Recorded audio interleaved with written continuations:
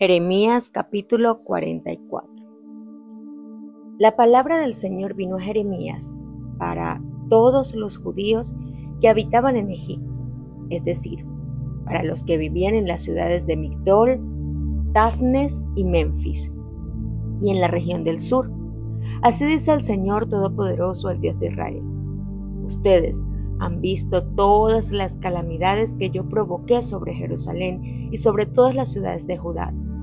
Hoy yacen en ruinas sin morador alguno, a causa de las maldades que cometieron. Ellos provocaron mi enojo al adorar y ofrecer incienso a otros dioses que ni ellos ni sus antepasados conocieron. Una y otra vez los envié a mis siervos los profetas para que les advirtieran que no incurrieran en estas cosas tan abominables que yo detesto. Pero ellos no escucharon ni prestaron atención. No se arrepintieron de sus maldades, sino que siguieron ofreciendo incienso a otros dioses. Por eso se derramó mi ira contra las ciudades de Judá. Por eso se encendió mi furor contra las calles de Jerusalén, las cuales se convirtieron en desolación hasta el día de hoy. Y ahora, así dice el Señor, el Dios Todopoderoso, el Dios de Israel. ¿Por qué se provocaron ustedes mismos un mal tan grande? ¿Por qué provocaron la muerte de la gente de Judá, de hombres, mujeres, niños y recién nacidos, hasta acabar con todos? Me agravian con las obras de sus manos al ofrecer incienso a otros dioses en el país de Egipto, donde han ido a vivir. Lo único que están logrando es ganarse su propia destrucción y convertirse en maldición y oprobio entre todas las naciones de la tierra. ¿Acaso ya se han olvidado de todas las maldades que cometieron sus antepasados y de las que cometieron los reyes de Judá y sus esposas, y de las que ustedes y sus esposas cometieron en Judá y en las calles de Jerusalén? Sin embargo, hasta el día de hoy no se han humillado ni han sentido temor, no se han comportado según mi ley y mis preceptos que les di a ustedes y a sus antepasados. Por eso, así dice el Señor Todopoderoso, el Dios de Israel. He decidido ponerme en contra de ustedes para su mal y destruir a todo Judá. Tomaré al resto de Judá que se empecinó en ir a vivir a Egipto y todos perecerán allí. Caerán a filo de espada, o el hambre los exterminará. Desde el más pequeño hasta el más grande morirán de hambre o a filo de espada. Se convertirán en objeto de maldición, de horror, de imprecación y de oprobio. Con hambre, peste y espada castigaré a los que habitan en Egipto como castigué a Jerusalén. No escapará ninguno del resto de Judá que se fue a vivir a Egipto, ni sobrevivirá para volver a Judá. Aunque deseen y añoren volver a vivir en Judá, no podrán regresar, salvo algunos fugitivos. Entonces, los hombres que sabían que sus esposas ofrecían incienso a otros dioses, así como las mujeres que estaban presentes, es decir, un grupo numeroso y todo el pueblo que vivía en la región sur de Egipto, respondieron a Jeremías: no le haremos caso al mensaje que nos diste en el nombre del Señor. Al contrario, seguiremos haciendo lo que ya hemos dicho. Ofreceremos incienso y libaciones a la Reina del Cielo, como lo hemos hecho nosotros y como antes lo hicieron nuestros antepasados, nuestros reyes y nuestros funcionarios en las ciudades de Judá y en las calles de Jerusalén. En aquel tiempo teníamos comida en abundancia, nos iba muy bien y no sufríamos ninguna calamidad. Pero desde que dejamos de ofrecer incienso y libaciones a la Reina del Cielo, nos ha faltado todo y el hambre y la espada están acabando con nosotros. Y las mujeres añadieron: cuando nosotros ofrecíamos incienso y libaciones a la Reina del Cielo, ¿acaso no sabían nuestros maridos que hacíamos tortas con su imagen y que les ofrecíamos libaciones? Entonces Jeremías le respondió a todo el pueblo, es decir, a los hombres y mujeres que le habían contestado: ¿piensan ustedes que el Señor no se acuerda o no se daba cuenta de que ustedes y sus antepasados, sus reyes y sus funcionarios y todo el pueblo ofrecían incienso en las ciudades de Judá y en las calles de Jerusalén?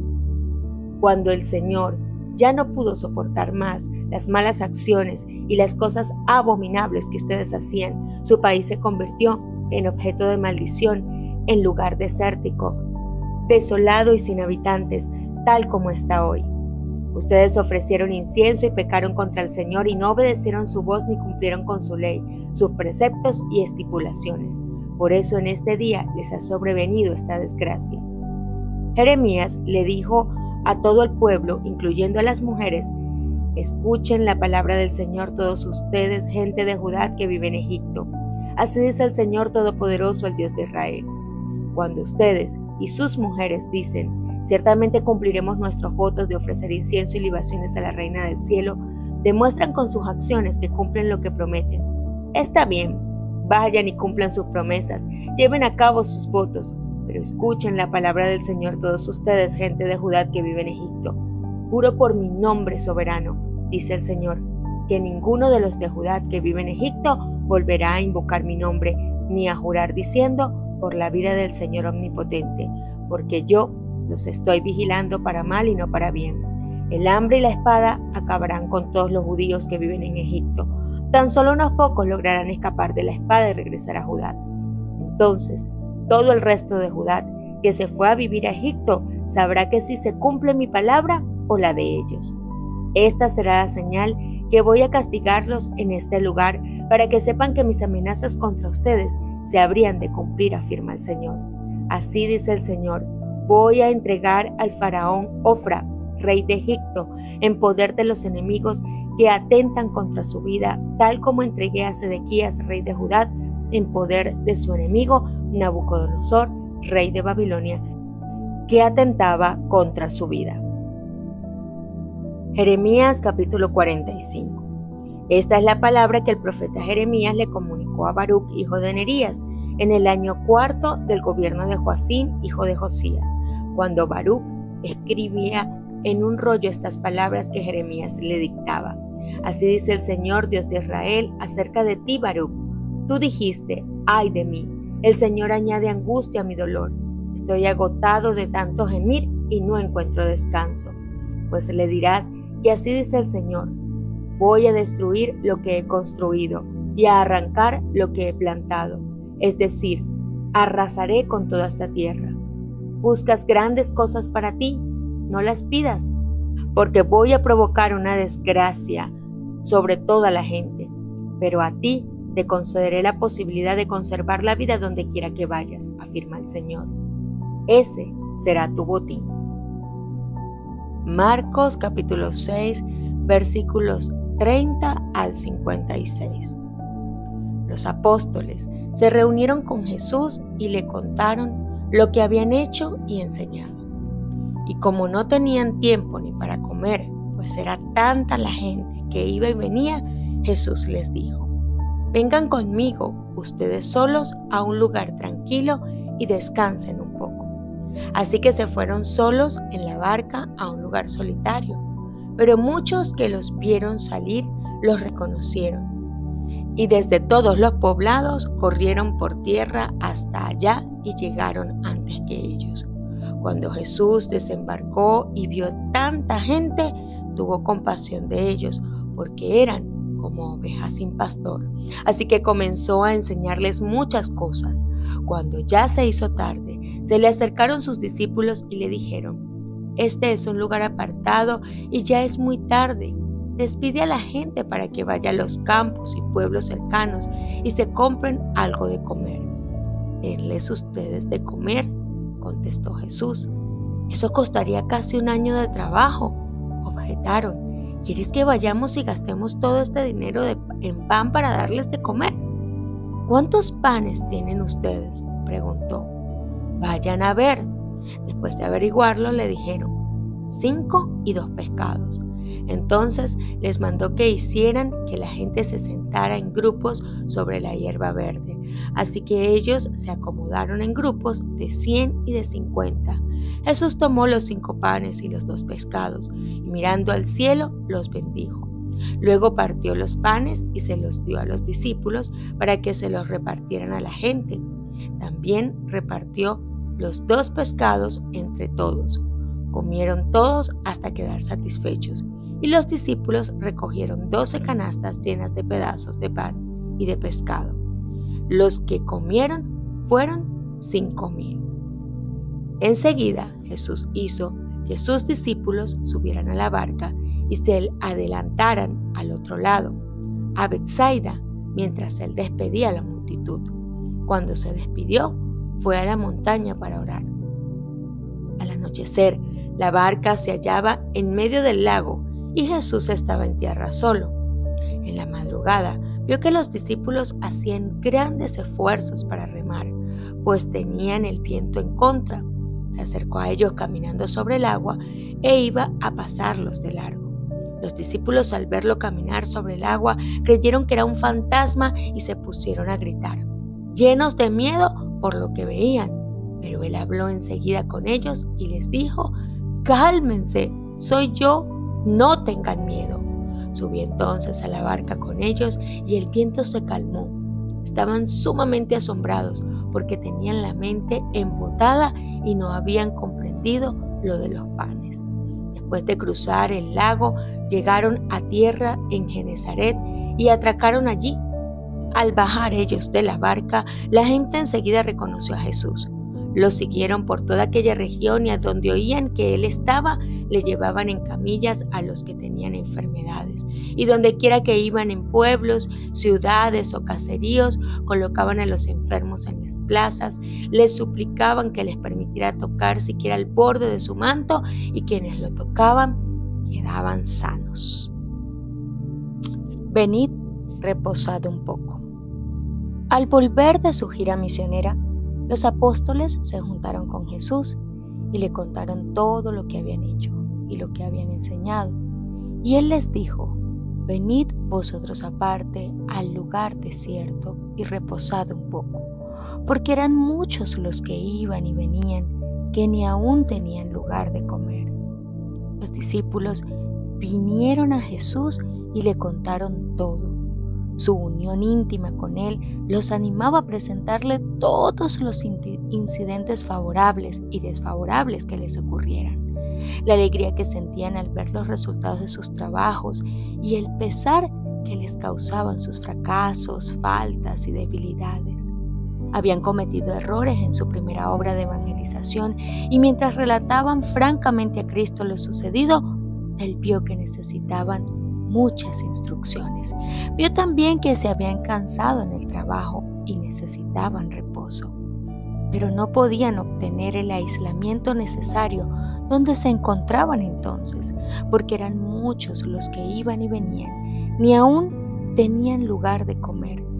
La gente se agolpaba en derredor de Cristo, ansiosa de ser sanada y ávida de escuchar su palabra. Muchos se sentían atraídos a él porque les parecía ser la fuente de toda bendición. Muchos de los que se agolpaban en derredor de Cristo para recibir el precioso don de la salud le aceptaban como su Salvador. Muchos otros que temían entonces confesarle a causa de los fariseos se convirtieron cuando descendió el Espíritu Santo y delante de sacerdotes y gobernantes airados le reconocieron como el Hijo de Dios. Pero ahora Cristo anhelaba retraimiento a fin de poder estar con los discípulos, porque tenía mucho que decirles.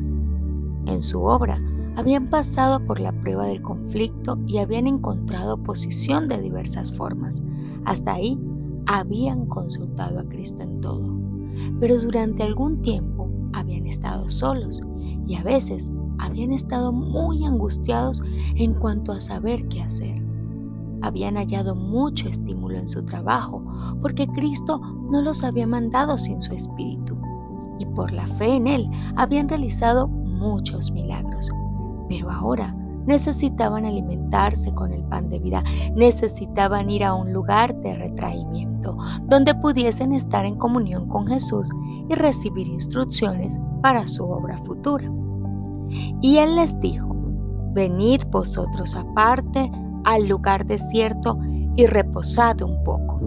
Cristo está lleno de ternura y compasión por todos los que participan en su servicio.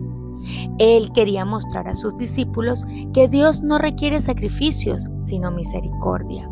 Ellos habían consagrado todo su corazón a trabajar por la gente, y esto agotó su fuerza física y mental. Era su deber descansar. Al notar los discípulos cómo sus labores tenían éxito, corrían peligro de atribuirse el mérito a sí mismos, de sentir orgullo espiritual y así caer bajo las tentaciones de Satanás. Les esperaba una gran obra y ante todo debían aprender que su fuerza no residía en sí mismos, sino en Dios. Como Moisés en el desierto de Sinaí, como David entre las colinas de Judea o Elías a orillas del arroyo de Carib. Los discípulos necesitaban apartarse del escenario de su intensa actividad para ponerse en comunión con Cristo, con la naturaleza y con su propio corazón. Mientras los discípulos habían estado ausentes en su gira misionera, Jesús había visitado otras aldeas y pueblos, predicando el evangelio del reino. Fue más o menos en aquel entonces cuando recibió las nuevas de la muerte del Bautista. Este acontecimiento le presentó vívidamente el fin hacia el cual se dirigían sus propios pasos. Densas sombras se estaban acumulando sobre su senda. Los sacerdotes y rabinos estaban buscando ocasión para lograr su muerte. Los espías vigilaban sus pasos y por todas partes se multiplicaban las maquinaciones para destruirles. Habían llegado a Herodes noticias de la predicación de los apóstoles por Galilea, y ello había llamado su atención a Jesús y su obra. Este es Juan el Bautista, decía, él ha resucitado de los muertos, y expresó el deseo de ver a Jesús. Herodes temía constantemente que se preparase secretamente una revolución con el objeto de destronarle y librar a la nación judía del yugo romano. Entre la gente cundía el espíritu de descontento e insurrección. Era evidente que las labores públicas de Cristo en Galilea no podían continuar por mucho tiempo. Se acercaban las escenas de sus sufrimientos y él anhelaba apartarse por unos momentos de la confusión de la multitud. Con corazones entristecidos, los discípulos de Juan habían sepultado su cuerpo mutilado. Luego fueron y dieron las nuevas a Jesús. Estos discípulos habían sentido envidia de Cristo cuando les parecía que apartaba a la gente de Juan. Se habrían puesto de parte de los fariseos para acusarle cuando se hallaba sentado con los publicanos en el festín de Mateo. Habían dudado de su misión divina porque no había libertado al Bautista. Pero ahora que su maestro había muerto y anhelaban consuelo en su gran tristeza y dirección para su obra futura, vieron a Jesús y unieron su interés con el suyo. Ellos también necesitaban momentos de tranquilidad para estar en la comunión con el Salvador. Cerca de Betsaida, en el extremo septentrional del lago, había una región solitaria, entonces hermosamente cubierta por el fresco y verde tapiz de la primavera, y ofrecía un grato retiro a Jesús y sus discípulos. Se dirigieron hacia ese lugar, cruzando el agua con su bote. Allí estarían lejos de las vías de comunicación y del bullicio y agitación de la ciudad. Las escenas de la naturaleza eran en sí mismas un reposo, un cambio grato a los sentidos. Allí podrían ellos escuchar las palabras de Cristo sin oír las airadas interrupciones, las réplicas y las acusaciones de los escribas y fariseos. Allí disfrutarían de unos cortos momentos de preciosa comunión en la compañía de su Señor. El descanso que Cristo y sus discípulos tomaron no era un descanso egoísta y complaciente. El tiempo que pasaron en retraimiento no lo dedicaron a buscar placeres. Conversaron de la obra de Dios y de la posibilidad de alcanzar mayor eficiencia en ella. Los discípulos habían estado con Jesús y podían comprenderle. No necesitaba hablarles en parábolas. Él corrigió sus errores y les aclaró la mejor manera de acercarse a la gente. Les reveló más plenamente los preciosos tesoros de la verdad divina. Quedaron vivificados por el poder divino y llenos de esperanza y valor.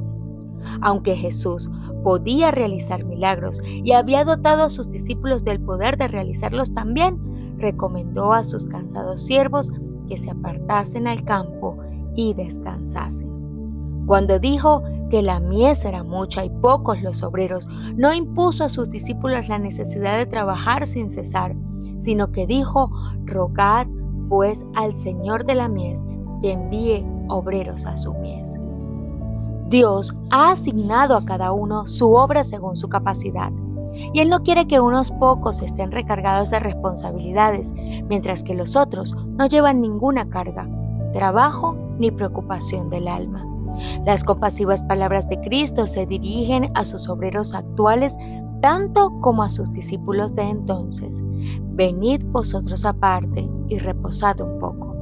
Dice aún a aquellos que están cansados y agobiados: no es prudente estar siempre bajo la tensión del trabajo y la excitación, aun mientras se atienda a las necesidades espirituales de los hombres, porque de esta manera se descuida la piedad personal y se agobian las facultades de la mente, del alma y del cuerpo.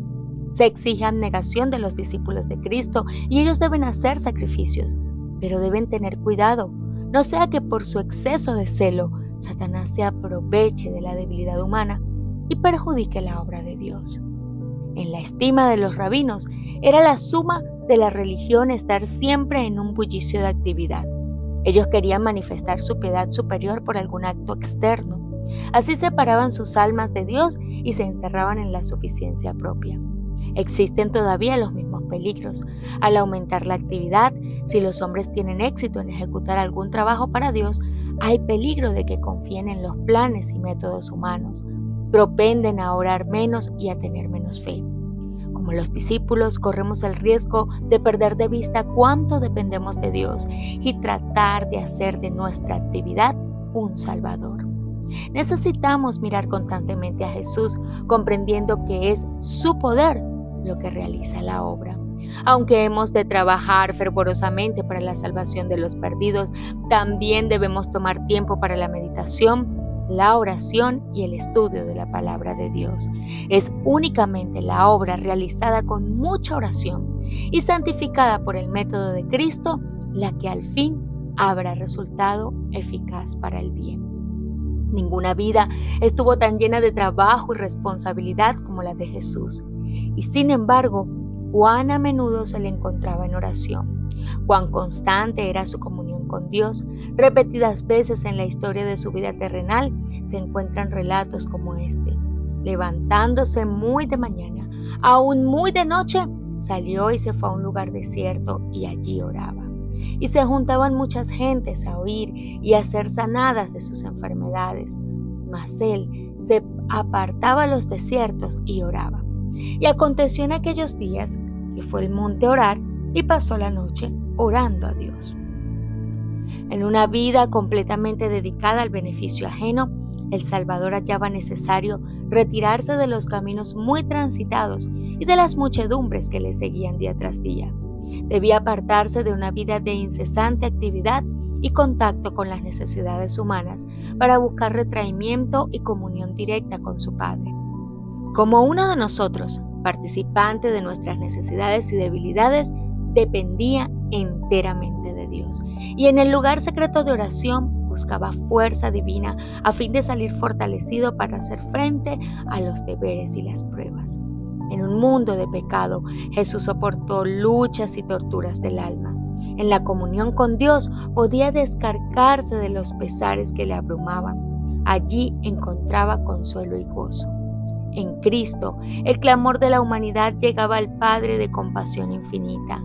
Como hombre, suplicaba al trono de Dios hasta que su humanidad se cargaba de una corriente celestial que conectaba la humanidad con la divinidad. Por medio de la comunión divina, recibía vida de Dios a fin de impartirla al mundo. Su experiencia ha de ser la nuestra. Venid vosotros aparte, nos invita. Si tan solo escuchásemos su palabra, seríamos más fuertes y más útiles. Los discípulos buscaban a Jesús y le relataban todo, y Él los estimulaba e instruía. Si hoy tomásemos tiempo para ir a Jesús y contarle nuestras necesidades, no quedaríamos chasqueados. Él estaría a nuestra diestra para ayudarnos. Necesitamos más sencillez, más confianza en nuestro Salvador, aquel cuyo nombre es Dios fuerte, Padre eterno, Príncipe de paz, aquel de quien está escrito: el dominio estará sobre su hombro. Es el consejero admirable. Él nos invita a que le pidamos sabiduría y la da a todos abundantemente y nos hiere. En todos los que reciben la preparación divina debe revelarse una vida que no está en armonía con el mundo, sus costumbres o prácticas, y cada uno necesita tener una experiencia personal en cuanto a obtener el conocimiento de la voluntad de Dios. Debemos oírle individualmente, hablarnos al corazón.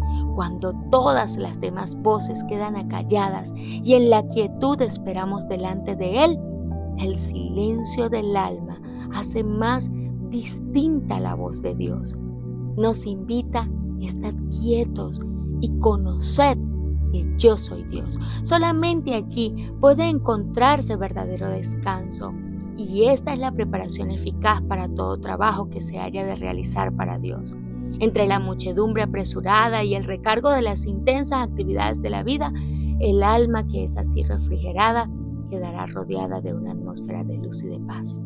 La vida respirará fragancia y revelará un poder divino que alcanzará a los corazones humanos.